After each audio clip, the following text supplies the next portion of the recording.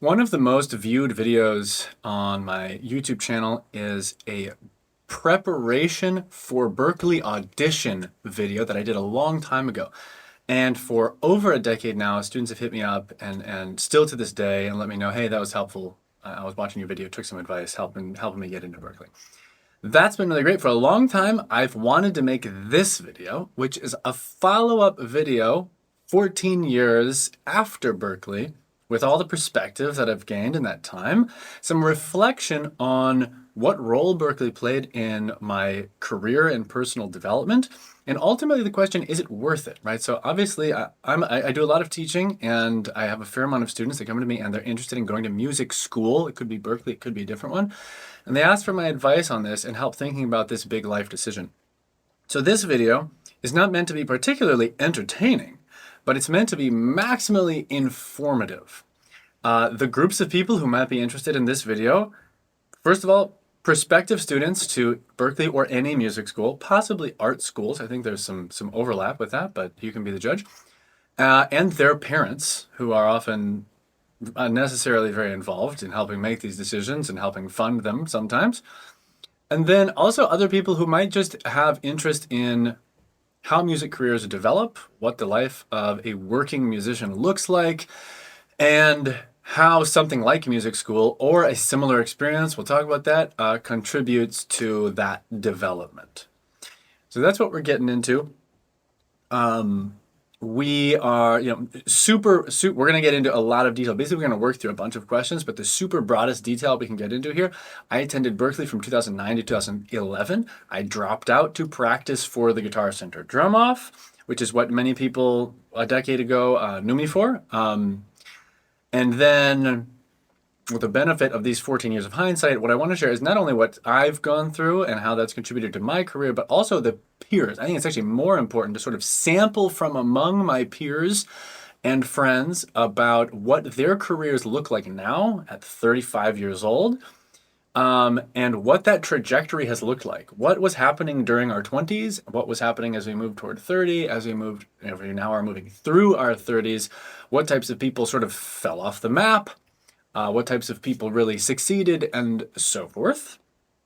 And that's it. Okay, so here's some of the questions that we're going to address, and I have some notes here. Again, welcome. Thanks for watching this video. This is going to be fun. The questions we're going to address and many little tidbits of information and advice along the way. How much does Berklee cost? How do alumni fare in the job economy afterward? What is the value of going to Berklee or another music school? How did it affect, and by that I mean, like, what is the real, like, what's the point? What do you get in exchange for all the money? How did it affect my career personally and my development? How did it affect the careers of my peers? What skills do you need to actually develop while you're at Berklee versus what should you kind of have coming in? And then the big question, is it worth the money? Spoiler alert, there's really not going to be a lot of black and white answers here. You do hear people saying like, yeah, music school is definitely a waste of your money, or like, music school is the best thing ever. It's going to obviously depend on a lot of factors about you, your life situation, and so forth. We're going to talk about a lot of that. My goal isn't to tell you whether or not it's a good idea. It's to help you make a more informed decision. Next, we'll talk about what type of students will thrive or struggle in that setting, the pros and the common complaints about Berklee and other music schools, advice for how to get maximum value if you do decide to go. Am I ultimately glad I went to Berklee? And if you don't go to music school, what should you do instead to try to build your music career, right? I'm assuming the majority of musicians in the world didn't go to music school. I assume that's true. So we'll talk about how to sort of try to create the most valuable, an approximation, how to approximate the most valuable parts of music school without going. And then a couple other questions that people submitted on Instagram. I went out on Instagram and have weaved some of those questions into the situation here. So first, let's set the scene. Cost and outcomes. I'm going to talk about Berklee again, but this isn't just about Berklee. This is about music schools, and there's a lot of variation. So I only know Berklee. Obviously, that's not true. I have plenty of friends that went to other music schools and students who've gone to other music schools, but let's focus on Berklee. Current tuition is $54,000 a year without room and board. If you get room and board, all the bells and whistles, that's $82,000 a year. Just to add some perspective there, that is on par with Ivy League schools. The obvious difference, which we're about to get into, is that if you go to an Ivy League school and you study something that is marketable in the job market, you're virtually guaranteed high-paying work. Or you're guaranteed to get into further master's programs that you're interested in, which then lead to higher work. The overall score on niche.com, which is a website, I didn't do a deep research, a website that sort of like rates schools on their value and stuff, is a D- based on price, earning potential, and student and alumni reviews and additional factors. I'm assuming they don't give Fs. I didn't look around much, but D- is probably the worst you can possibly do. This is mostly because making a career in music is really hard to do, as we're going to talk about and see more of. So I did a quick Google search, and what Google AI told me, please, dummy check all this, is about 50% of graduates from Berklee College of Music make a majority of their living through music. I don't know what the timeline is there, but that checks out to me in my personal experience. That's a very low number. Basically, you're rolling the dice, even in odd numbers. 1 out of 2 students isn't making the majority of their living doing music. There's no problem with that, obviously. There are a million ways to live a good life with music in it. But if you invested $250,000, $300,000 into that education, the immediate payoff, right, is certainly less guaranteed than other career paths. Then again, sometimes music chooses you. You don't choose music. If you're a musician and an artist at the core, you're not really considering other career paths right now. So the question might not be, do I choose this career path, but what is the best way to pursue this career path? And is Berklee or another music school part of that? Let's see, what else? Okay. Side note, if money is no issue for you and your family, go to the best music school you can. That's great. In full transparency, when I went to Berklee, tuition plus room and board, I believe, was $44,000, which is like roughly half of what it is now.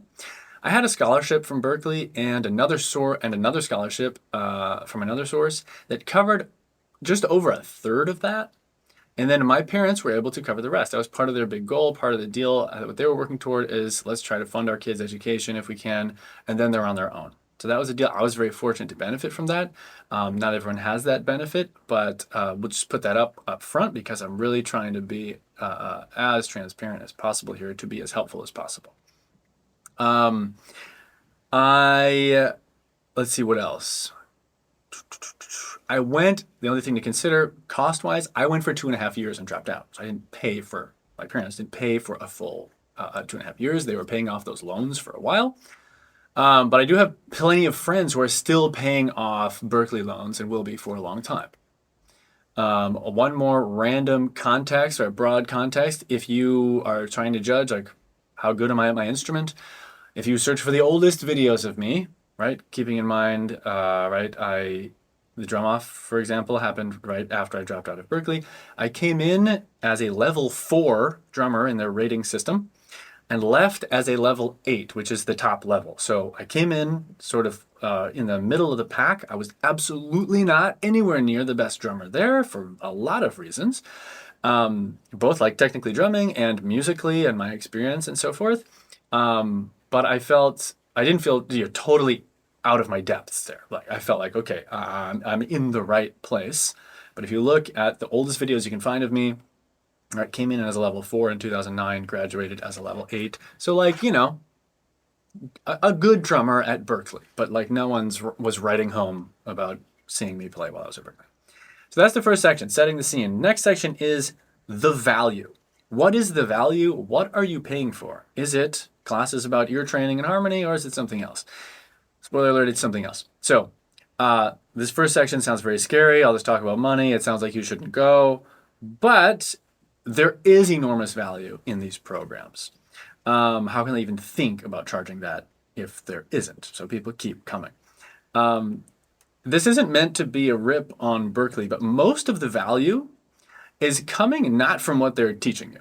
It's coming from the environment that is created by dint of just being what they are, a highly selective music school. And most music and art schools are going to have this quality to them. This is called, there's a concept that's worth thinking about here called selection bias. This is very common, covered early on in psychology courses and stuff. Basically, the quintessential example is like, wow, really, the smartest people come out of Harvard. So Harvard must make you smart. But keep in mind, Harvard is one of the most selective schools on earth. They're picking the smartest kids. So if you start with the smartest kids, of course the graduating class is going to still be the smartest kids. Ideally, you have a program where you are picking, in their case, the smartest or the best kids, and you're also giving them an extremely rigorous, high quality education that only kids at that level would be able to get the most out of. And therefore, you have this sort of like exponential growth of potential situation. Ideally, that's what you're getting at Berklee. So, yes, great musicians come from Berklee. You'll always hear Berklee and other music schools touting all the famous people that have gone there. But keep in mind the selection bias. They're picking the most talented kids who've already achieved the most, oftentimes, not always. To start with. And so that if you just imagine putting all those hyper-driven, hyper-talented, hyper-hardworking kids in the same place and saying, make great stuff, of course great stuff is going to happen. And that leads us to the first element of value, right? The selection bias itself is a great value that you get if you can get into the school as well. You're surrounded by people who are, like you, extremely serious about music, who have probably been very diligent and disciplined in developing their skills, and who are just interested and willing to commit themselves on a level that most people are not. So that's the first thing, the selection bias. Now, the two main things, and this is what, the two main things, immersion and network. The immersion in the music world and the network that you create. Let's take immersion first. When you arrive at Berklee or a music school, you are dropped in a sea of other people who are obsessed with what they're doing. And this is a particular unique thing, I think, with art and music schools. I actually went back to college when I was 27 or 8 and got a psychology degree from Columbia. So that was like me going to like normal, it's kind of like a normal college. Like people who are just like, I'm going to college and I got into a good school and here we go. It's really different. So even at Columbia, kids are phoning it in and they just want to get the degree and they just want to move on. And they're really trying to mostly hang out and party and do the bare minimum to get by. At Berklee, it's really different and it's really special because A, people know that making a living in music is hard. But B, people love what they're doing, right? So you show up and you get to take classes, you meet all these people just like you, and you get to take classes in the things that you love. It's not like I have to take like intro to statistics and I don't care about that, right? This is like you're taking stuff that it is immediately feeding back into this passion and hobby that you've been developing your whole life. So the immersion is really substantially different than what you'll find at a normal, heavy quotes here, a normal school. I came from the suburbs in Minnesota, suburbs of Minneapolis, one of very few musicians around, definitely the best drummer in town, not saying a lot, big fish, small pond. I show up at Berklee, little fish, big pond. I'm constantly steeping in new ideas, new terminology, new vocabulary. I had never heard the word shed before. I could have sworn they were meant to say shred. I didn't understand what was going on. And just walking down by the practice rooms, just walking past drummers who were playing stuff I'd never heard, whole genres of music I've never listened to, doing all sorts of stuff on the drums that I never would have thought to do. This is the value of immersion and it's hard to put your finger on what did you take away from the immersive fact of it? It is that everything is seeping in subconsciously so much. Even just being around good drummers, like better drummers than you, or better musicians, whatever you play, right? The way people play a groove, the dynamics. If someone will be, people will be doing stuff, and you're like, wow, that like really hits. That groove's harder than what I can do, right? And there's not really sort of this intangible stuff that's sort of seeping in and improving your playing. And you're not like trying to imitate it. You're just trying to sound like a better drummer. But now you have just dozens, hundreds of excellent examples of what works and what doesn't work. You hear drummers and you're like, that's not really slapping, or you're overplaying, or you're underplaying, or whatever it might be. So your musicianship improves when you're in that space. And it's this type of immersion that's hard to imitate in other situations. It's hard to imitate in your basement, for example. The other thing that's important with the immersion stuff, you don't have other BS to do. Right? So in high school, right, I had 3 hours of soccer practice every day. And I also had to like go to high school and do all the stuff that you got to do. And then when you're an adult, there's 1,000 random, there's just crap you got to do all the time. It's hard to even say what it is, but like from like your taxes to finances of your business to like paying parking tickets to like I have kids now. It never ends. And your time in college, especially if you go to a place where you're honing a skill like this, is golden. It is the only time in your life where you can fully commit like a monk to the study of that thing. And it's really important to recognize the very fact of the immersion as some of the best value. I always say, the first year of Berklee, I made more progress than I've made at any other time in my life. And it is because I spent 4 hours a day practicing, but it's also because of this immersive fact. Okay. If you go or you find yourself in an environment like this, I strongly encourage you to think of it in these terms and commit to the monastic life. Be a musician every second of the day. Commit to it because it's going to fly by. So immersion, big value add. The next thing, network. This is what everyone from any art school will tell you is the most important thing, and it is true because music is inherently collaborative. If you show up and you go practice all day, you will be, and you just practice all day, and you don't do anything with anyone else, you'll be worse off than someone who practices half as much as you, but involves themselves in things. I have seen this play out, right? Again, I'm almost 15 years beyond this. The people who have succeeded are sometimes the best at what they do, but more often, they're super plugged in. And they involve themselves in things, and they instigate projects, and they're just like in it, in the network, and they have a bunch of connections. Also, the most successful people I know are often the most connected people I know, and that's not a coincidence either. So this isn't, there's some confusion around the idea of networking. This isn't about exchanging business cards. This is about making friends and making what I want to call work friends. So work friends is the important thing here. So you obviously will make friends and you will often work with your friends, but you're like close friends. But I don't have that many close friends. I have a handful of super close friends. What I'm talking about is work friends. So one of the beautiful things about music is that it's inherently collaborative. So you do stuff with people that you like working with. And so you have a good rapport and you offer mutually beneficial skills that together, like you need what they do. You need the mixing engineer, they need the band or whatever's going on. You're the songwriter and they're the mixing engineer and you like working together. And what you do is like these are people that you might not call to hang out with every day, but when you need a mix engineer, you do always call that one person or those one of two people because they're great at what they do and you like spending time with them. You're going to spend 30 hours with this person mixing the album and sitting there and doing revisions. You always work with people that you want to spend time with, right? If you're going to hire someone for a project or to go on tour, you're going to live with those people. So it's not about making like, it's not about I have 100 best friends that we all hang out all the time. I don't know if that's tenable, but it's about forming these work friends that are real friendships. And this is one of the beautiful things, like I said, about music is that you have sort of this extended base of friendship and it is real friendship and it's based on mutual respect. And there's a lot of great stuff there. Even though you might not have time or interest to actually like hit the town together when you're not actually working. So these are the types of relationships that form when you're active in the community of the network. Okay.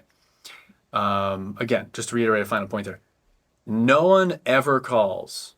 This is the idea that you call the best person for the job. You're not calling the best person for the job, right? You can't, right? Maybe that's Paul Simon. He's not in your phone book. You call the best person that you know for the job that you also like to work with. And that's usually actually from a quite small pool. It's people you know and people you know you know. Okay. The other thing with network, it's not just about being around musicians, it's about being around people who are at a point in their lives. This is a little bit tied in with the immersion stuff, like yours. So these are people who left their homes to commit their lives to music and are willing to sort of risk it all, if you will, and are blank slates career-wise. Right? So there's like one, maybe two times in your whole life where you have this type of energy, where you're like, hi, welcome everyone, hello, I have no friends, no projects, and I'm so keen to make friends, start projects, build my career. I will say yes to everything. This is really different than like me right now. Right? If you move down the street from me, I don't have time. Right? I'm digging deeper into stuff that I've built. The career is already set. Right? I have good friends. I have my work friends. Like I have the network. I'm always open to meeting new people, but I am not in the same place that I was when I arrived at Berklee, when I was like, yes, yes, yes, yes, I'll join your band. Yes, I'll do the project. What, 2 a.m. to 6 a.m. recording session? That sounds really fun. Let's do that, right? It's a different type of thing. And when you're in that place, the potential for new relationships is extremely high, right? And again, the relationships are tied in with the work in a really serious way. So, let's see, what else here? So, we'll talk about my career in depth in a sec, but when I look at my music career, virtually everything I've done has been with Berklee people or with people who I met through Berklee people. However, there are people in this network who either went to other schools or who didn't go to music school. And we'll talk about how those people get sort of wrapped into this as well. One person asked on Instagram, do you think you could have made equally quality connections in the industry without Berklee? I think, me personally, no. Had I just moved to New York and started showing up at jams, I think I mean, it's hard to play these hypotheticals. I think I could have made plenty of connections if I were really adamant about it. But again, because of this fact of immersion and everyone's in a similar place in their lives, you just make way more connections way faster who are way more ready to form lasting work relationships, work friendships in a situation like that. On a side note here, I don't want to talk, only from sort of a utilitarian perspective. On a personal level, studying what you're passionate about puts you in touch with people who are like you, right? And this is a really common phenomenon when you go to a place like Berklee or another music school, is for the first time, oh, I met people that were like me, that were obsessed with the same things. And that is, on a personal level, extremely rewarding. The vast majority of my closest friends, whose relationships are extremely fulfilling just in my life as a person, whether or not I play the drums, happened at Berklee because it brought like-minded people together. And that's very exciting. So, quick review. The selectivity, the immersion, and the network. This is the biggest value that music schools offer. Let's take a look at sort of value part 2. This is a different tack, but it is equally important. Music school or art school, I guess I should just speak for music school. All of music schools, though, they're a practice version of the real world. So they are a safe version of the real world. More than other majors at normal, quote-unquote normal schools, where you learn the technical tools of the trade, the philosophical underpinnings, and then you get trained for the real job on the job. In music, you're doing exactly the same thing from the beginning. You're starting bands, which means you're managing bands, making gig posters, booking shows, organizing rehearsals, self-producing albums, composing, etc. You start, if you're getting into film scoring, you're just scoring stuff already, you're helping your friends, you're collaborating on projects, you start doing this immediately when you arrive. And then very little changes when you leave. Or you just stop going to class basically, and you have more time to do that stuff, and you try to more aggressively monetize it.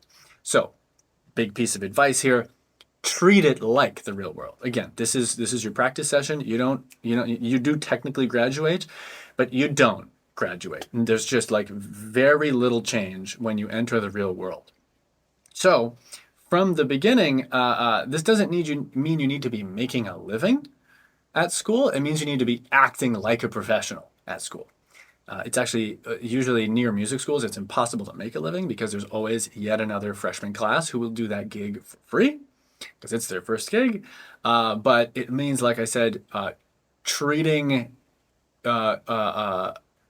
your approach to the study like it's your real career. And what this means is showing up and doing the work, right? So for the last 15 years, I have put in at least 40 hours a week doing my job. I show up and do whatever might be needed at that time to further my career, or to, if I, when I didn't have as set a career, to further my chances, to sort of increase my luck, to put me in front of more people. That means going to the gyms. That means sending those emails. That means offering your services for cheap or free on the way to better work.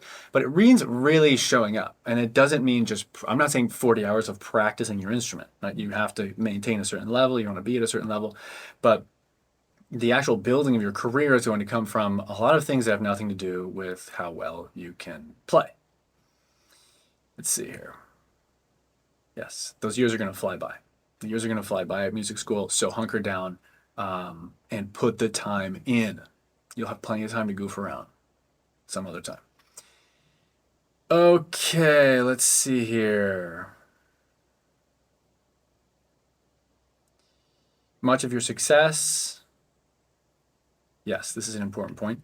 Much of the success of your career depends on having valuable skills that others don't. Okay, in the beginning, you all show up, and for example, you all suck at mixing.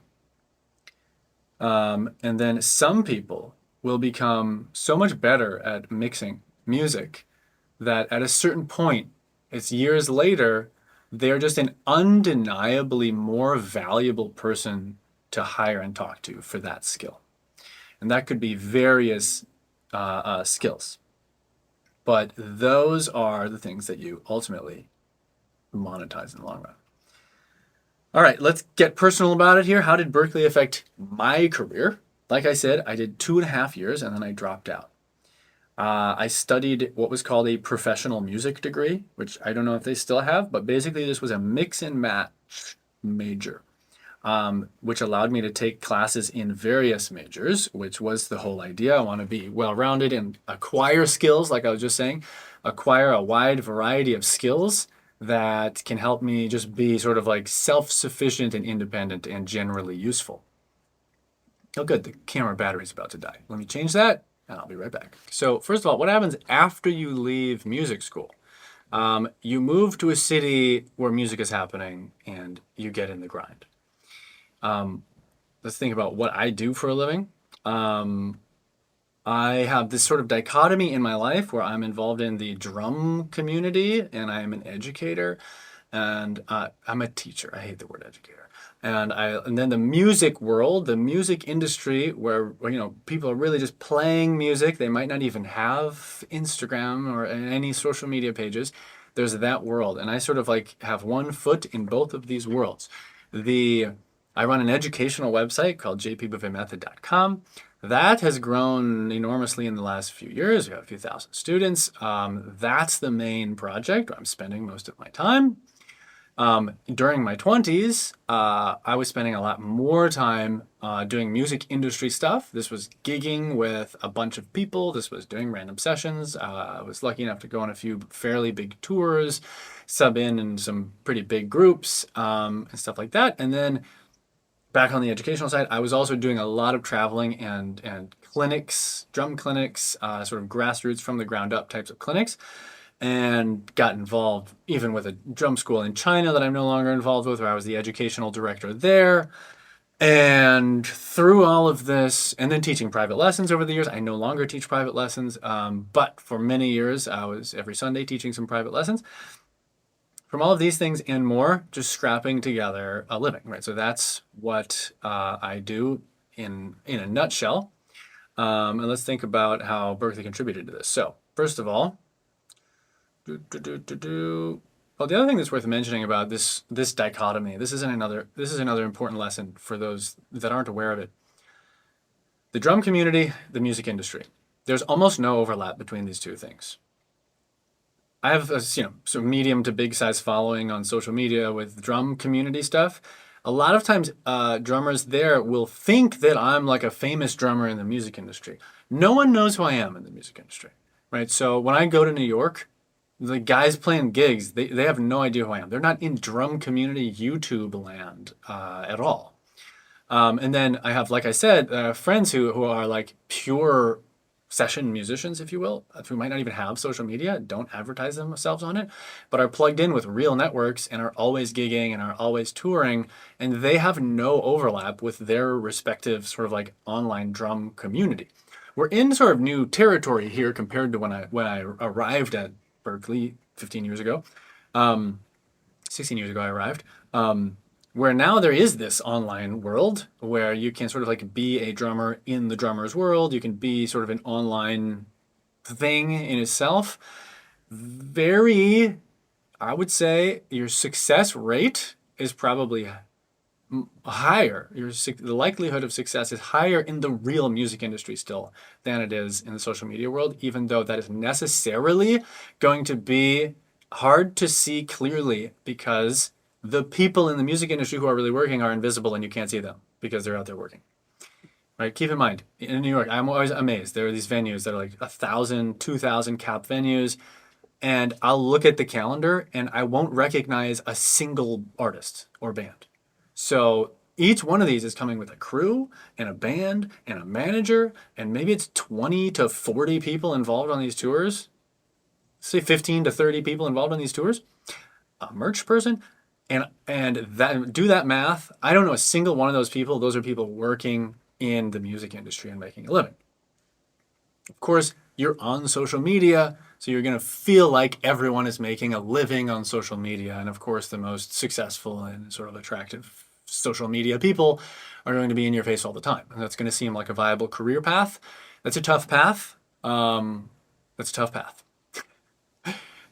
Anyways, so, okay, another piece of advice. Wealthy students, or students who come from money, beware.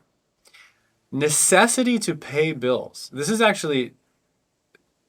to a little bit beyond that, and I'll explain how this is applied to my own life. I don't come from money, but necessity to pay the bills often is what creates the drive to do what is needed to form a stable music career. Let me elaborate with a personal example. I've had this website going for a long time. It was never really enough to totally live off until a few years ago. But the fact that I had this sort of cushion of this alternate source of income, you would think would just automatically enable me to do more with my music career stuff. But actually, it was a hindrance. I've always recognized this dynamic, but at least at this point in my life, everything's in its right place. But consider for the fact that many of the busiest players I know who are gigging musicians, they do not come from money, and when they arrived in the city, had to start paying their bills. So they started taking every gig. They were doists, spreading a wide net. They took every gig because they had to, and then it is through playing so many gigs that they formed the network and the mastery of their instrument and the mastery of being a gigging musician, which is really its own thing, to enable them to then ascend to the level where they're now the cats. Like they're on big tours. They're playing with famous people whose names you know. And then I have friends, I have some contacts who came from money. And I saw so clearly how that prevented them from ever doing that grunt work. And so they never developed the intuition, they never developed a network, they were never out gigging, they didn't do the work that was required to make a living in this industry. And this is a very interesting dynamic, right? There are also people I know who come from money who have used that to their advantage and who also are driven and who have been smart and have just like, of course, it's useful to have some money in your pocket and some funding to help do things, but just be aware of that because Berklee expensive schools are going to inevitably attract some people who have some money in the family, and that's not all upside. I've seen that work against actually quite a few people. And in my case, it's not like I came from money situation, but I've seen that exact dynamic play out where I didn't do the work in my mid 20s that I would have done if I had to pay my bills only with gigging. And I do think, right, if I didn't have the website, that I would have put that time in and that I would have developed sort of like the music industry side of my career to a further degree. But that's not what happened. And now I'm at a point in my life where I no longer want to do that. I want to be home. Again, we have kids, we've got a family life. I don't like being out late and stuff. So everything's in its right place now, but just word to the wise to think about that. All right. Let's get into some details here. What did life look like when I was at Berklee and then afterward?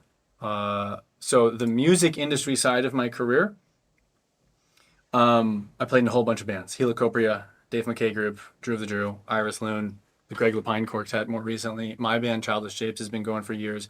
Then a bunch of random sessions for this and that. These are all little bands. These are all little gigs, sort of scrapping it together. One of the guys I play with in Greg's group, he gigs like 9 gigs a week. And he makes a good living doing that. But he's hustling around New York City, and that's a certain type of lifestyle.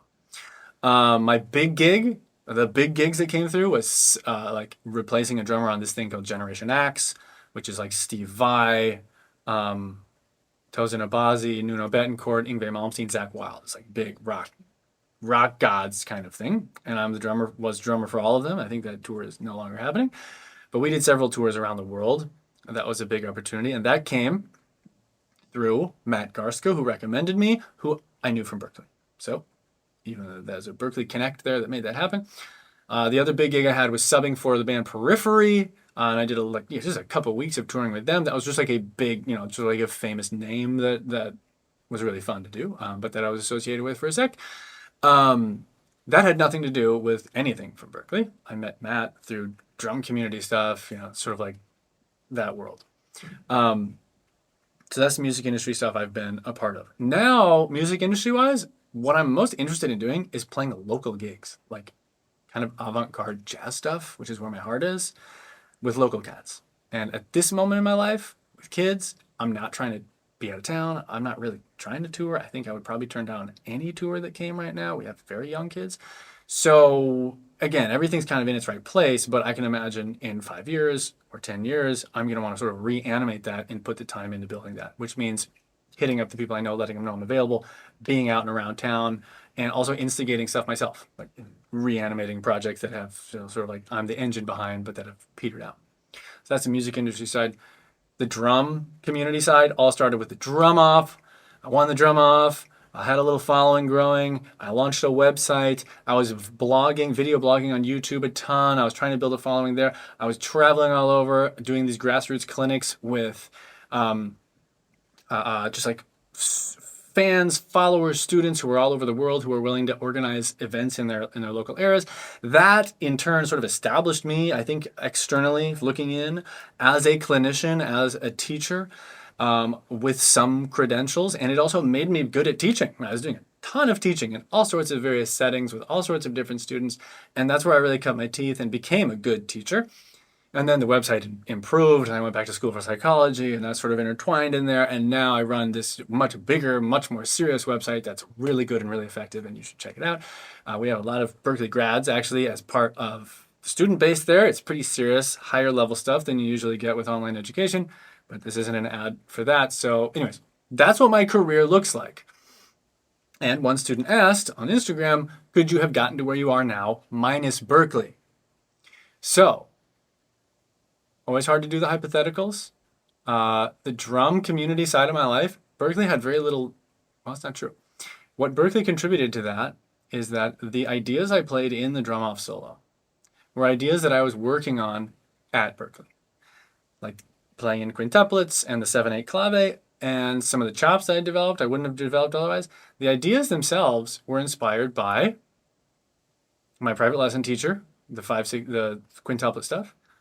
The 7/8 clave stuff was just, I don't know where that came from, not a particular person, but just something I wanted to work on there. So in that environment of immersion, I was working on new and exciting things that I probably wouldn't have discovered had I not been at Berklee.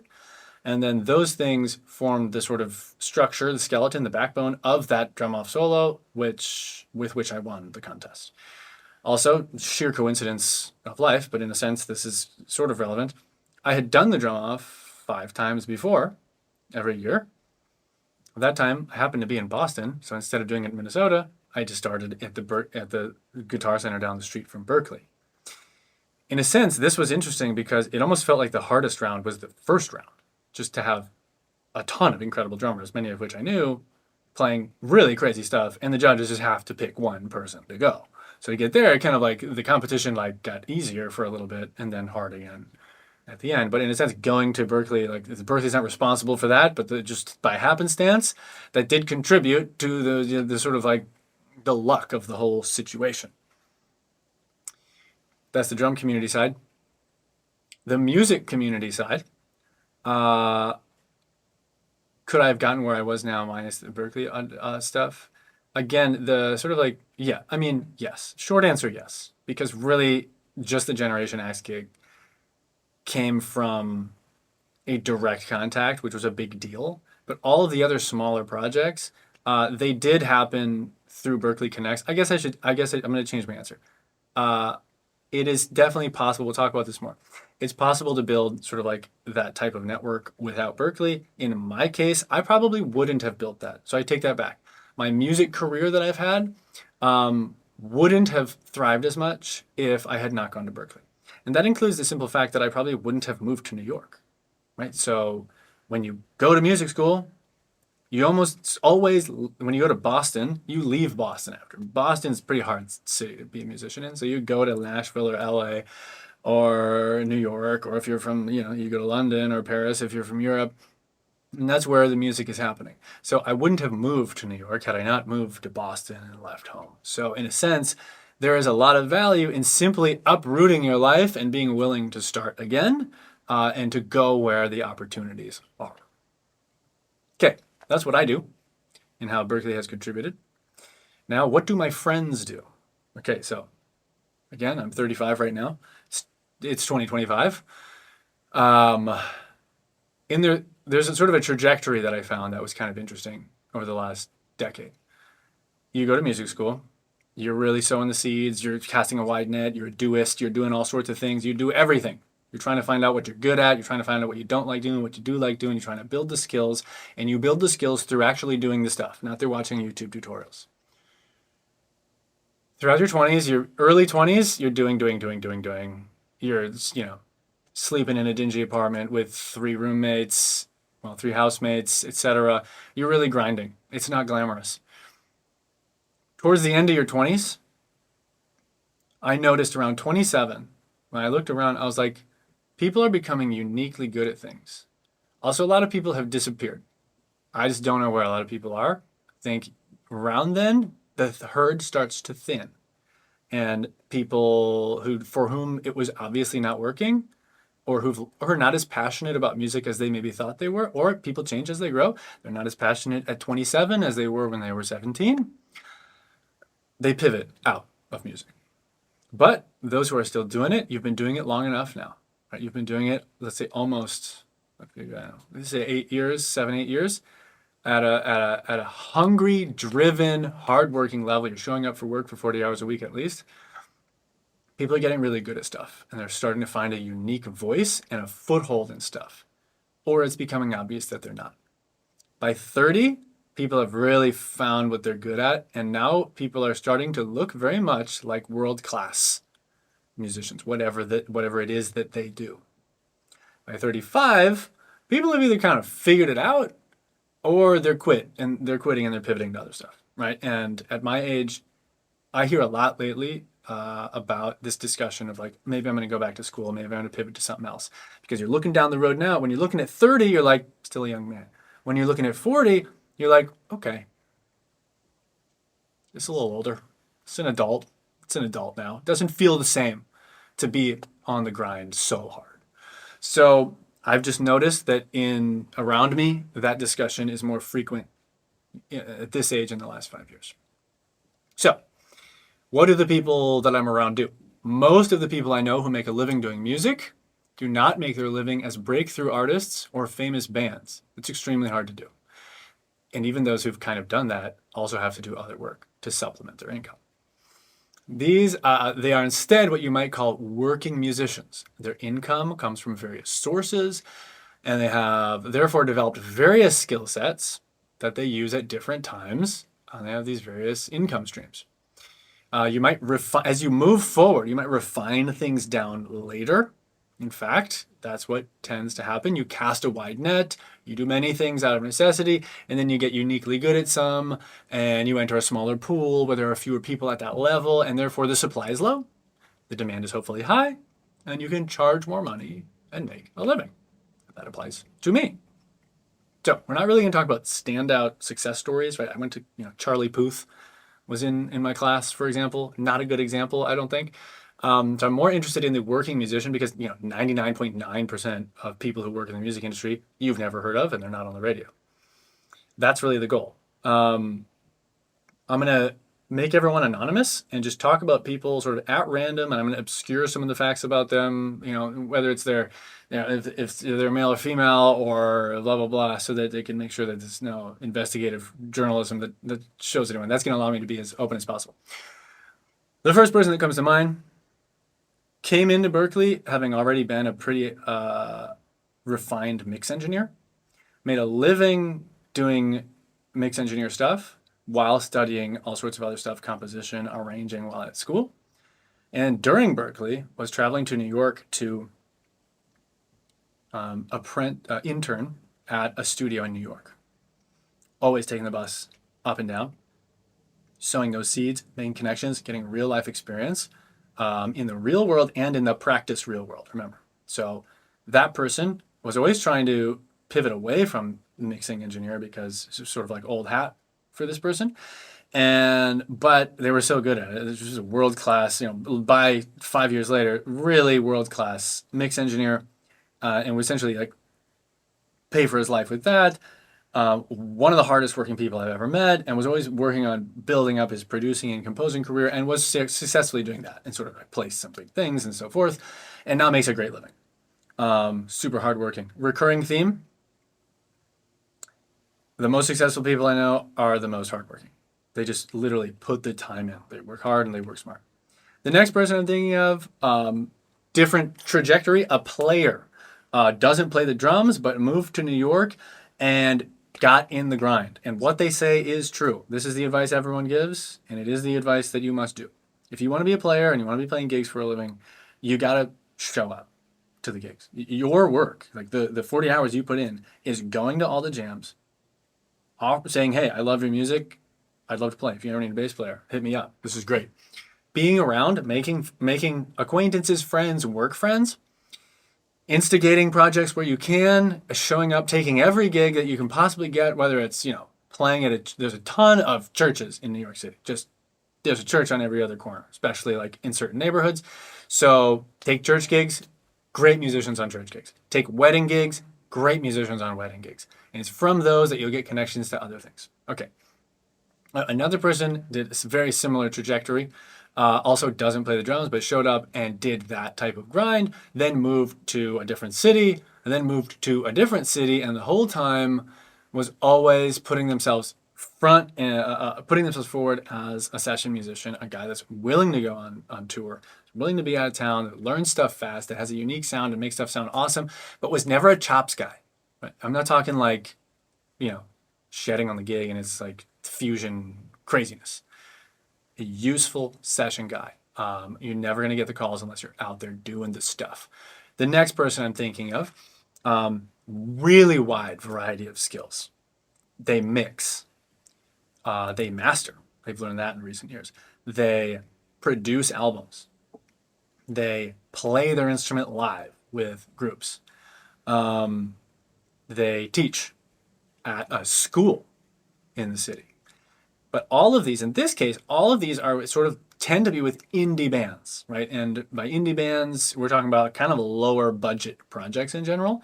So this person is doing a lot of different work and has their hands on a lot of different stuff, and they really thrive with that. And they're like really sort of deeply musical, committed to the art, and they are doing that. And he's found a place to live. That's a pretty good deal, and then he's been in forever and can stay in forever, and that's what he's doing. Of course, always striving to get to the next level. But this person has built up this really vast skill set. He's extremely useful to anyone, and is just a great collaborator and a composer, and like deep knowledge of harmony and all of these things. This person can do it all, and has built those skills slowly over time, starting with playing, composing, getting into recording, which leads inevitably to mixing, which can lead, if you're better at the computer than other people, which leads to producing, which is like helping people make good music. Right? There's the snowball effect if you're trying to just be more useful, stay curious, and build skills. Okay? Let's see here. Next person I'm thinking of does a variety of like writing words, like blogs and articles and releases for various music-related companies. Gotten into that in recent years.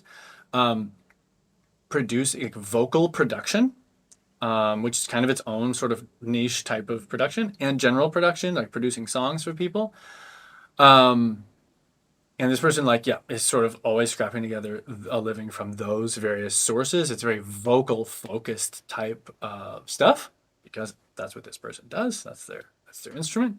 But this person uniquely, unlike most vocalists, has developed a huge skill set other than just the singing part. It's sort of like, no offense to vocalists, but they're sort of notorious for like being great singers, full stop. And it's so important to be able to, again, if you're sort of like a working musician, to be able to do more than that. Let's see. Another person that comes to mind runs a small studio here that they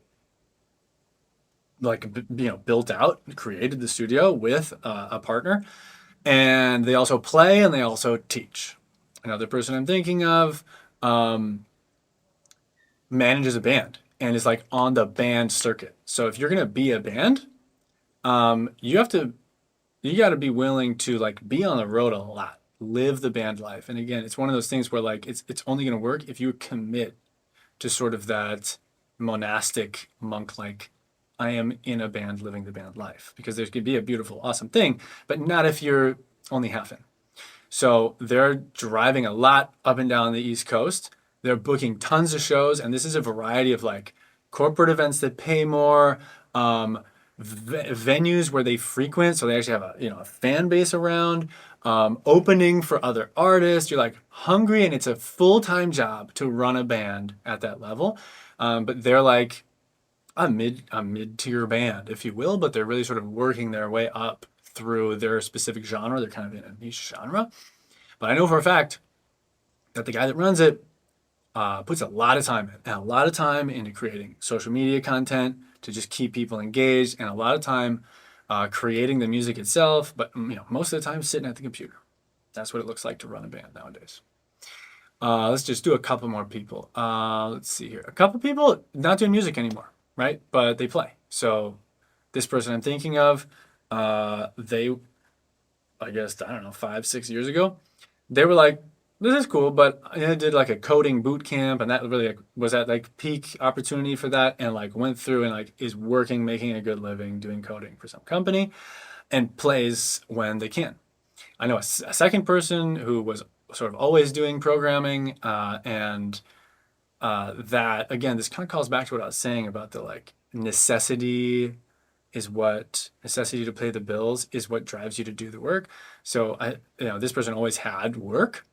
And is now, they're pivoting. It's sort of like, was like, okay, I'm going to do this. I'm really good at it. I like doing it. They're doing programming, and they play for fun.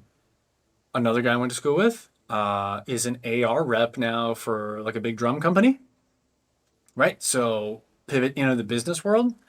There were other people that I know who were from the beginning interested in business, music business. So this person, they would get involved in managing students who were artists that they thought had a lot of potential. And then, like I said, the transition into real life is just like you've already begun it. There's no graduation point.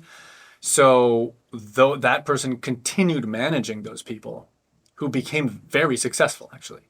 So, he was managing nationally touring artists who he'd sort of like partnered with at Berklee because there weren't a lot of people doing that, to be honest. It takes a very certain type of person who's good at managing complex projects like that.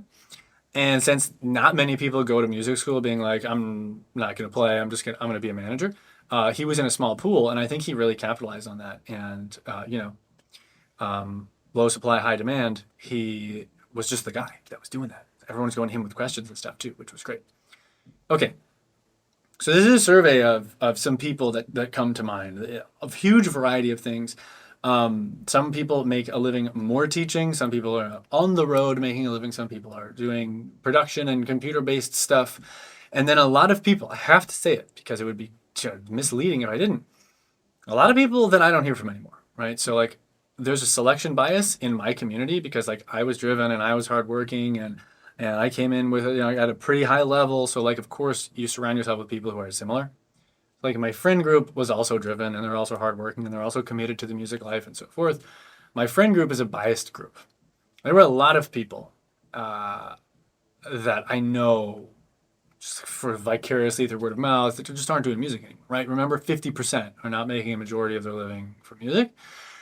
Nothing wrong with that. It's just a factor to keep in mind when you're thinking about the investment rate of return. Okay. Next topic. What skills do you need to develop at Berklee? Okay, so at Berklee, there are hard skills, and then there are career skills. Hard skills you develop at Berklee. This is your instrument. This is how a recording console works. You take classes in music technology. They introduce it. You get a computer with a bunch of programs on it that you probably didn't have, and they help you try to figure out how to do them. For all of these skills, very important takeaway.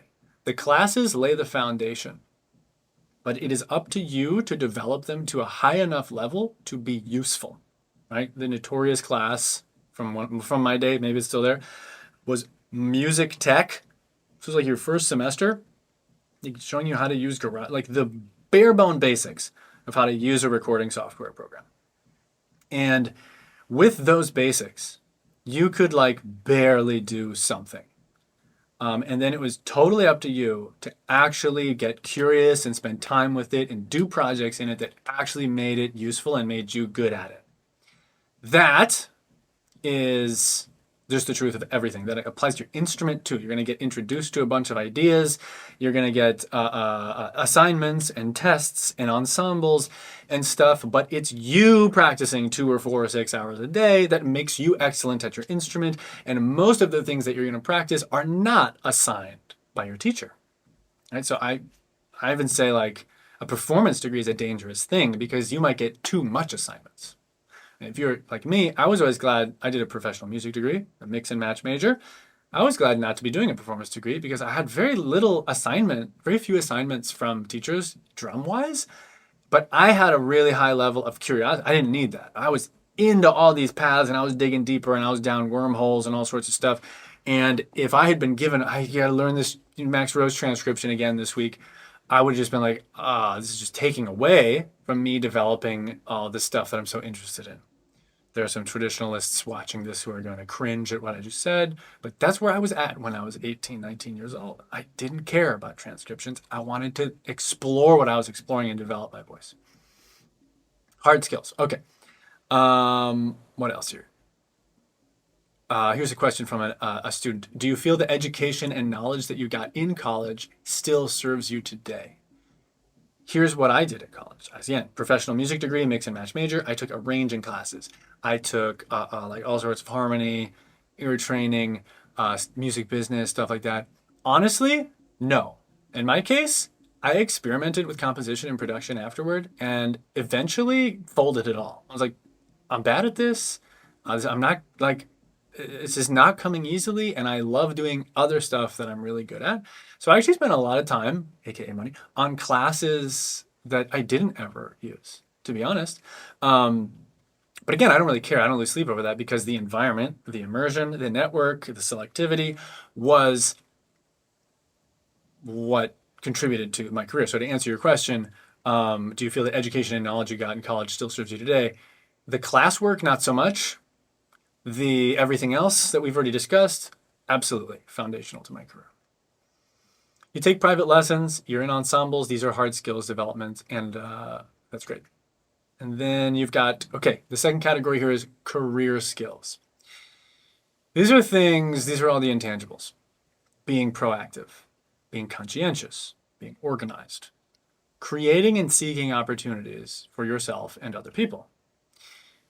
No one teaches you these things. One student asked, what do you wish you had learned at Berklee? For me, the answer is nothing. But you often hear people sort of begrudgingly be like, if only they had taught me how to have a career in the modern industry.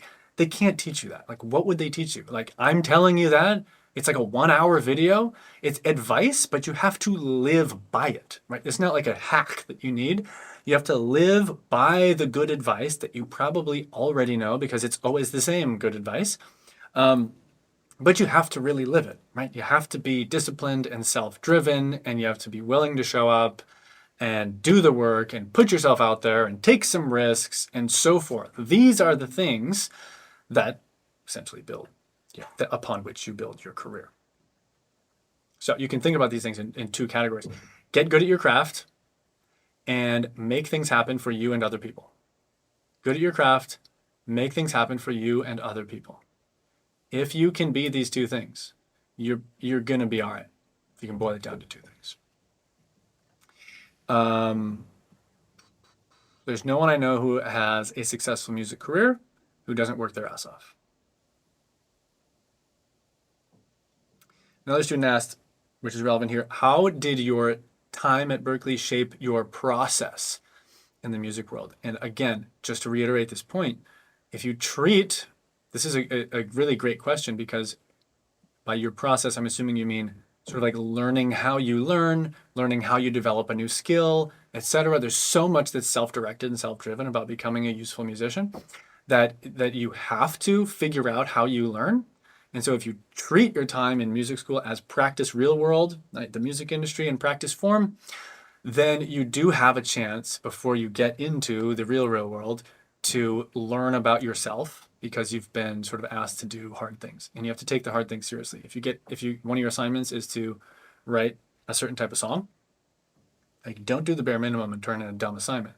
Like this is taking that seriously is how you learn what your process is. That's how you actually learn how you can write better songs. Okay, next subject. What type of student will thrive at a place like Berklee or another music school? Water break. Okay, first, state the obvious.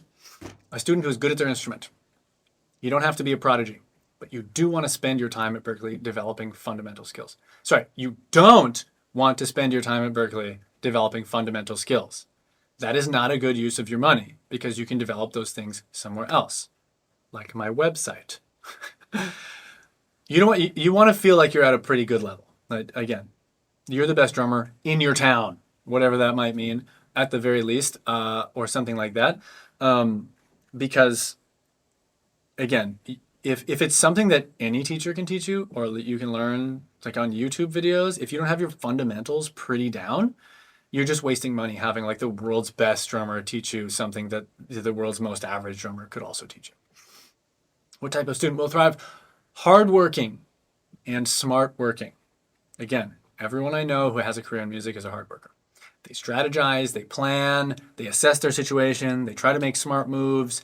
This isn't a job where you can just show up and get given assignments. Still to this day, it's a blessing and a curse.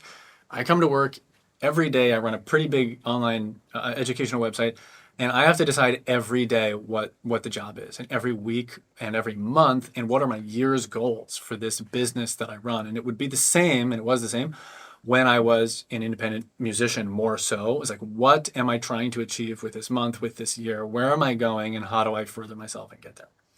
Hardworking, smart working. You're your own boss, and you're your own employment agent. Okay. What types of students will thrive? Ones who are reasonably sociable. You will meet people like you, and that is exciting.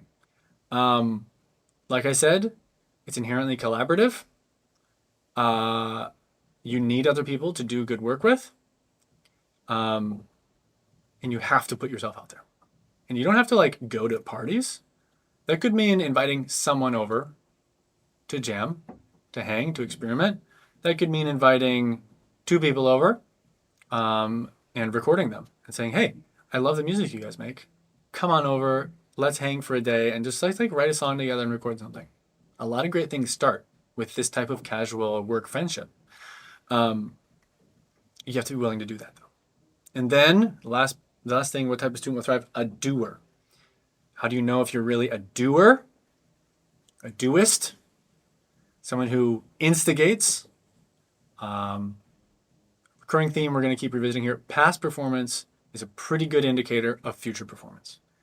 If you have in the past been someone willing to take that, what feels like a risk, to get people doing something, you'll probably be able to keep doing that. Let's talk about what type of students will struggle. Again, past performance predicts future performance. You be the best judge here. Mostly, I would say these are related to socializing. If you're very depressed, if you're very high anxiety, very high social anxiety, it's going to be tough. Even if you're really fantastic on your instrument, a music career is inherently collaborative. It's a hang. People always say that. It's a hang. It's got to be a good hang. You've got to be good at your instrument and you got to be a good hang. Which doesn't mean you have to be the life of the party. You just have to be, you have to not hate being around other people. Ideally, you like, even in small doses, being around other people, and then you can recharge later. But if you hate being around other people, or that makes you crippled with anxiety, it's going to be really hard to do that. So that's the first thing. Second type of student who may struggle in an environment like music school is someone who's really thin-skinned, super self-conscious, very sensitive to negative feedback. There's a natural competitiveness in the environment, though people are generally very kind. People are not like just willy-nilly critiquing your playing like in the jam, but you will feel it. And if you struggle with that, that'll be tough. This is also, it's worth mentioning, healthy for most people, right? So the competitive nature of things really sort of like pushes you, inspires you. You have this feeling of like, I don't know if I'm good enough to be here. That's a good thing. It usually drives some of the hard work. Okay, next thing that would be a struggle if you have a very low endurance for work and focus. If you're super distracted all the time. If you can only do 30 minutes of hard work, if you have like a really intense like marijuana habit and you're like high half the day and you're not able to be productive half the day, there's not time for that, you know? So you want to be working at least a 40-hour week and doing really focused, really hard work. Ideally, you might be working 50 or 60 hours a week while you're at school because you also got to do class and stuff like that. So you do have to be able to put the time in. That's one thing. There's this stereotype, of course, that like music school is like rock and roll lifestyle. Not the case. Fortune favors the conscientious, organized, hardworking student. It's more true than ever now because there is a smaller chance than there was in previous decades of you just like getting discovered and like you're signed and like the band is good now, man. And we hired this producer to help you like make the next album. You got to be pretty savvy and business minded and so forth, which requires putting in time. I've had many students, I've advised many students who've gone to various music schools, including Berklee. And I can say that like, yeah, the social element was the hardest for some who struggled with social stuff before they got there. All right. Talk about the next section, what to expect. Pros and cons, pros and complaints. Pros. Exposure to new stuff, immersion, new ideas, new genres, from peers more than your teachers, but also from teachers. Next pro, great teachers. There are really crappy teachers. I would say especially in art schools, you have a wider range. You have great teachers, and you have like, oh my God, you really just got hired because you have you have famous people on your resume. I had teachers who like were never there. They were always out touring, and when they were there, they were just kind of zoned out and like giving me like ensemble teachers and stuff, giving like no guidance at all. Waste of time. Should be fired. But we're kind of famous people. And then you have great teachers, of course. So find great teachers as much as you can and be ruthless in that search. If you have a crap teacher, complain. You're paying a lot of money, and switch. If you're interested in something sort of niche, like film scoring, for example, specialty classes go a really long way. This was not the case for me. I wanted classes to kind of stay out of my way as much as I could so I could like make the most of the environment. But if you're interested in something that's a little bit niche where it's hard to learn outside of music school, that's a major pro to being in music school. And again, a general rule to follow is prioritize in music school the things that you can only do in music school. Okay? And maybe I should have said this earlier. Maybe I'm going to say this in a little bit. I'm going to put it here anyways.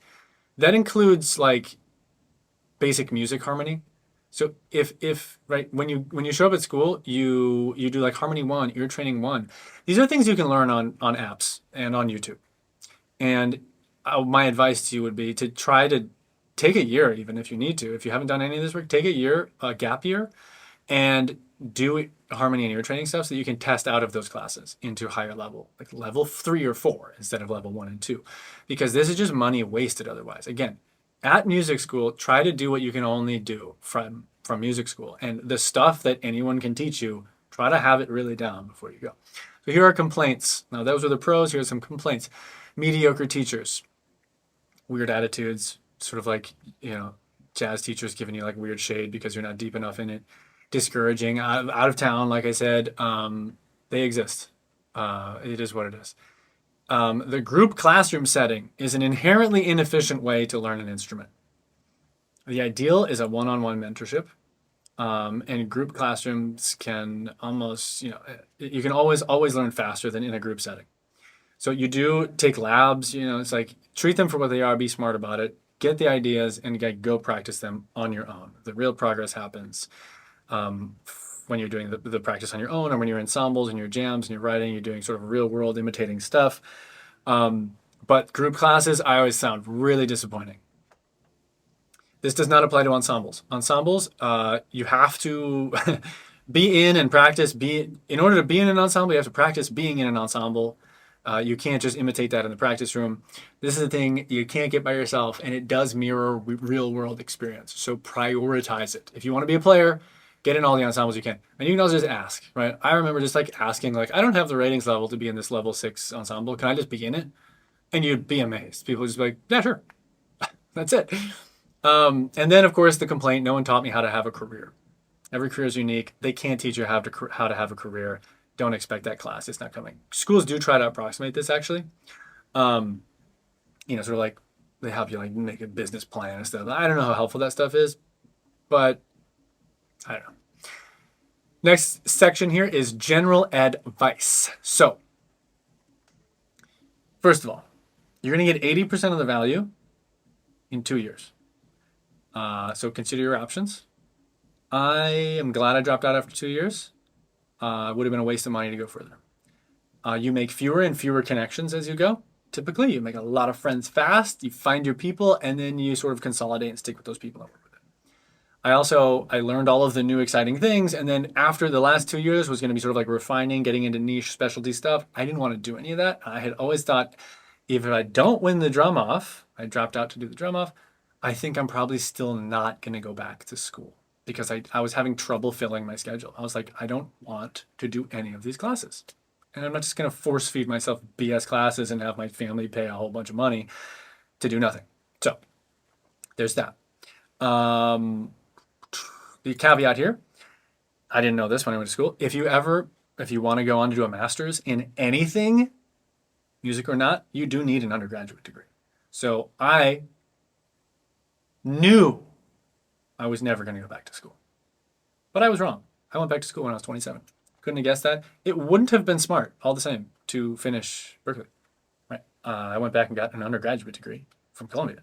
And I loved doing that because I hadn't had a classic academic experience. So that was cool. Consider your other options. This is another piece of advice. It doesn't have to be Berklee, right? Again, we've talked about the value added here is the immersion, the selectivity, the network. You can get this from different places, right? I have really fantastic, successful music friends who went to other schools, SUNY Purchase, MSM, MI, schools there's a whole bunch of schools in the UK. Doesn't have to be the most expensive one. Consider, this is big advice, consider a diploma program. It is true. A diploma program means that you don't do the liberal arts. So when you get a full degree in undergraduate, you have to do like English and history, probably math. I was just postponing those and then I dropped out. I never did them. Best decision ever. But if you do a diploma program, you don't have to do them. You just do the music stuff. This is important because the degree really doesn't matter. Everyone's going to tell you that. I'll reiterate it. If you're a working musician, no one's going to ever care if you have a music degree because most of the most famous musicians in history don't have music degrees and no one's ever going to ask. It only matters if you want to get a master's degree. That's it. So think about that. The liberal arts classes are really a waste of time. If we're considering our options here, if music school is totally out of the question, it's just too expensive, consider moving near a music school and in a cheaper city and pretending to be a student. And not really pretending, not lying to people, but like live there, live across the street. Or do one semester and keep living there. I know people that did this. They did one semester at Berklee and then they dropped out. But they had, again, in the first semester, you meet like so many of the people you're going to know for the rest of your life. You go there, you work hard, and then the guy just lived literally across the street from the school and just like kept working with the same people, right? He just couldn't go in the lunchroom. He couldn't like access the rehearsal studios on his own. But he figured out he was more of a producer anyway, so he was working at his computer. And that's a steal. This is a very smart thing to do, okay? So you get a lot of the benefit, but you have to be driven, and you have to be willing to establish those fundamental skills yourself because you're not going to class. They're not laying the foundation for you upon which you have to do developing. And then I just said this, but I'm going to say it again. Prioritize the things that you can only do in music college. If you want to, if you're like going to stretch to make the finances work, take a gap year. Either hire a private tutor, which relatively speaking is like cost nothing compared to how much you're going to spend on these courses, or get really disciplined with a learning app or a learning website. Master your harmony, jazz harmony, your ear training, even your what do you call it? They used to have like counterpoint and sort of traditional harmony type of stuff. Look at the curriculum and even talk to the school and be like, what is possible to be passed out of? What can I graduate out of and test into a higher level? Because again, do at music school what you can't do other places. And if you come in, and I know some people tested in like level 4 out of 4 harmony and ear training, and then by semester 2, that means they could just choose from like the actually dope classes, like the ones that are like help make you a pro. While we were all doing like do, me, re, do. We were like doing dumb sightseeing stuff that none of us wanted to do. And we were paying an arm and a leg for that. Bad idea. Community college, if you're taking a degree program, do your community college classes in advance for English and all the liberal arts. Right? Don't pay Berklee prices to do history classes. Ugh. Okay. There you go. Let's see what else. Advice. If you go, participate in everything and then be prepared to go above and beyond with everything. You can never guess what you're going to learn from an opportunity. So go into it, treat it seriously, take everything seriously, and do everything in the beginning. Be a doist. Next piece of advice, be a doist. Be an initiator. Be someone who asks people to jam all the time. invites people over, start the band, book the show. If you don't get into an ensemble, talk to the teacher, complain. You're paying so much money. Like, be a thorn in their side if you feel like you're not getting every dollar's worth, right? You don't owe the school anything, right? You're paying for a product, and you better get everything out of the product that you possibly can. So they owe you that. They owe you entertaining everything. And honestly, what it tells people when you do that, you have to be respectful about this, but what it tells me is that you're driven and you're hardworking. And like I've said many times, that's like half the battle. So teachers know that, they recognize that, and they go, okay, maybe you didn't pass the audition, but like you seem really driven, which means you're probably going to put the time in to prepare for the gigs, which means blah, blah, blah, which means you're probably going to do a great job, which means, okay, you can do it. Okay, class-wise, I would say, this is another piece of advice, prioritize classes that would expand your skill set, right, within reason. What I mean by this is, there's one way you could just like go deeper and deeper and deeper, take more classes in this one thing. But like I've said, most of the working musicians I know have a broad skill set. So learn to broaden your skill set. It'll introduce you, it'll lay the foundation. You'll meet people that are doing those things who can help you. And then the limit of that is don't do random crap, right? Don't just, it's like, I don't know what that is, I better do it. So that's too far, but you want to have some rationale for why the thing might be good to learn. But at the end of the day, keep in mind, you want to leave with a diverse skill set. And like with all things, in the beginning, you learn fast, and then it's harder to make a lot of progress quickly. You have limited time at Berklee. You can go from like super advanced to super duper advanced with a lot of time in this one thing. Or you can like go from here to here with something new that you're actually going to need to know. Next question, the big question. Am I glad I went? No doubt I'm glad I went. But my situation is, unique, right? I only went for 2 years. I had scholarship. I had help from my parents. But all those things taken into account, the trajectory of my life led me to where I am now. I'm very happy. I love what I do. But statistically speaking, I'm one of the lucky 50%. So, and it took a lot to get here, right? So again, people who go, normal school, like by the time they're 25, they like have a career. You know what I mean? Most people in music, it takes like a full decade for it to be settled. And like I said, once you're getting into your 30s, that's where it's like, I have a career now. I can call this a career. And some people it's earlier, some people it's later. But then there's sort of the roll of the dice too, where like you get to this point and you're like, I don't have a career. And that's a sobering realization as well. So there's a certain amount of risk tolerance that you might want to think about in your life as well. And what type of life do you want? What are your non-negotiables? If non-negotiable is like, I want a nice house with a big yard and 2 kids and a dog and health insurance, that's really good. And if you like, I'm not going to be happy without that stuff, it's worth thinking pretty hard about that 50% statistic.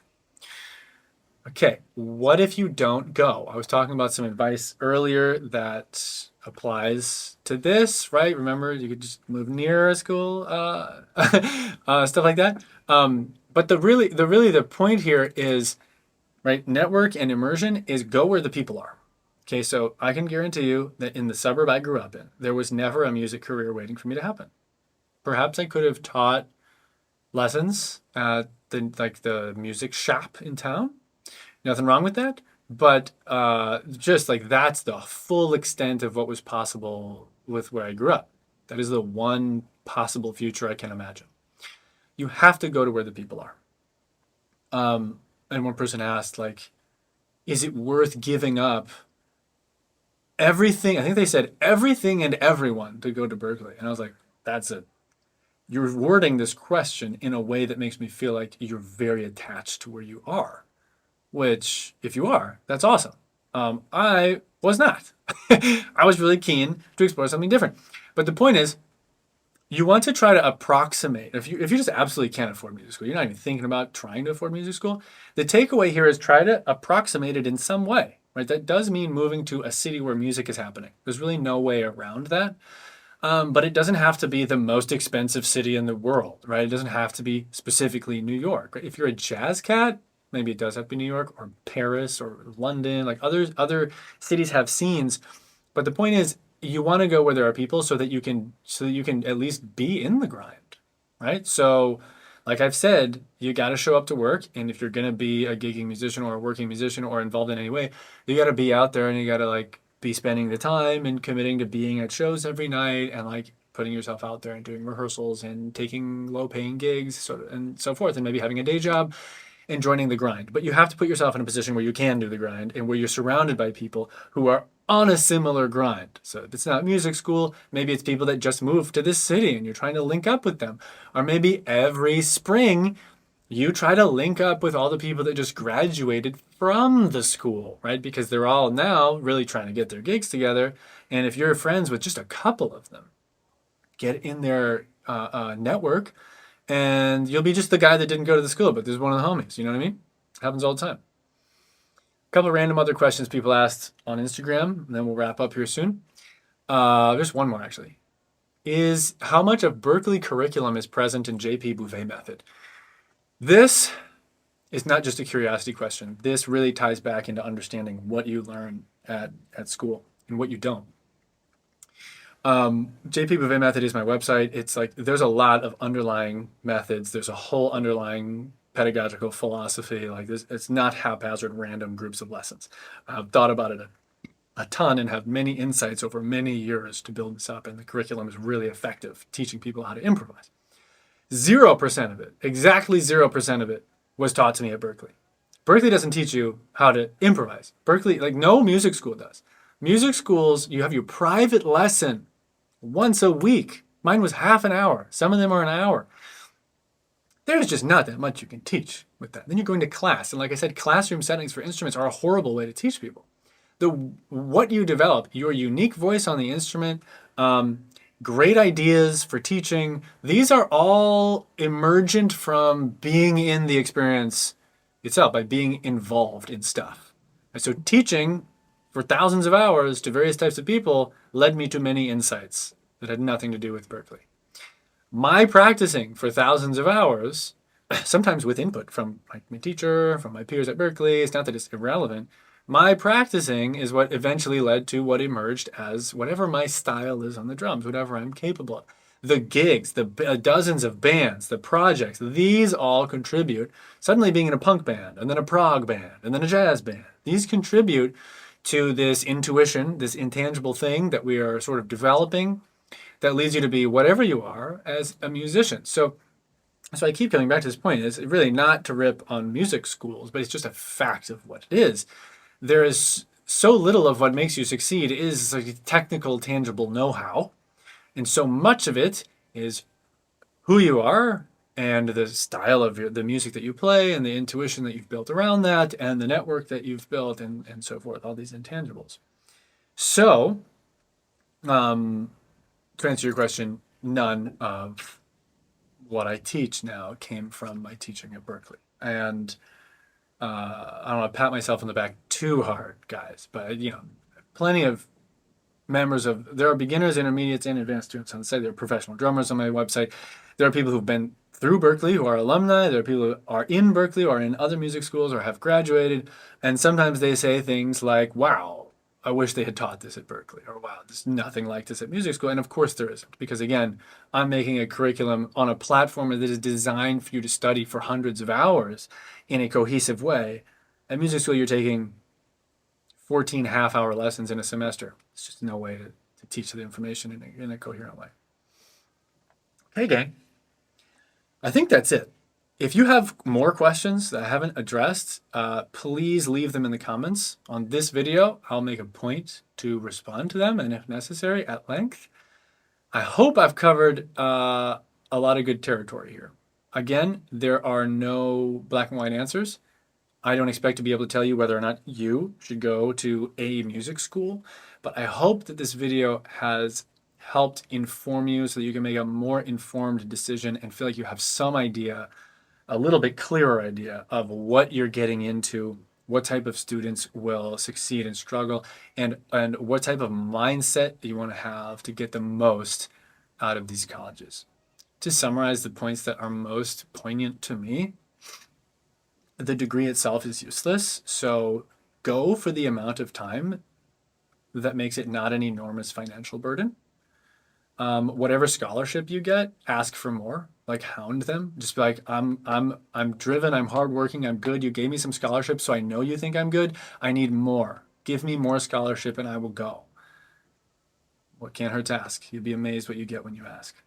Learn as much of the stuff that you can learn on your own before you get to Berklee, so you're not wasting time. Take a gap year. You won't regret it. And treat that gap year like you're already starting your career, and get deep on everything. Test out of the crap and get as much out of the music school as you can that you can't get somewhere else. Be a doist.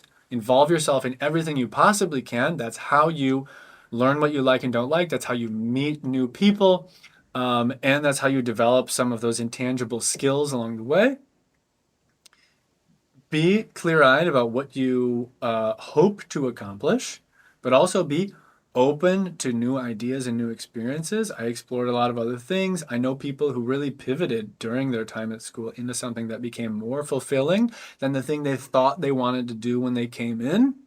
You change over time, and even in a couple of short years, when you're exposed to that much new stuff, you might not even know what's out there when you come in. It's natural to be interested in other things, so keep that possibility open. Your goal is to be a working musician, not a star. That means you need to be good at what you're doing, and you need a pretty wide skill set, and you need some personality factors and some good life habits that include being hardworking, being willing to work, being willing to put yourself out there, and being reasonably sociable, and being reasonably organized and conscientious, and being good at your instrument or whatever it is you do. All right, that might be it. So leave your questions in the comments, leave your stories in the comments. I'm always really interested to hear from people who've been through music schools, what their experience was like, and what advice they would add to my list. That's it. Thanks for watching, guys. Hope you're having a great day. See you soon. I'm walking home after making this video, and I was having a couple thoughts that I felt like I needed to add to the end. I'm tagging them on here, guys. So I feel like I didn't fully enough answer the final question. In my case, was it worth it? Has it paid off? I would say yes. Obviously, from a return on investment, purely financial, utilitarian perspective, yes, it has paid off. Like, I've been making a living being a musician for a long time. Even if I had carried those loans myself, they would have been paid off by now and life would be good. But there's another side to it that I think is important to consider, and that is that there is inherent value in the adventure of pursuing something that you love very much. And so when I talk about, when I have mentioned, people who need a second job to make it work, or who aren't quite making it all fit, or who have quit music, I actually doubt that most of those people have any regrets. It's been a hell of a time on a great adventure.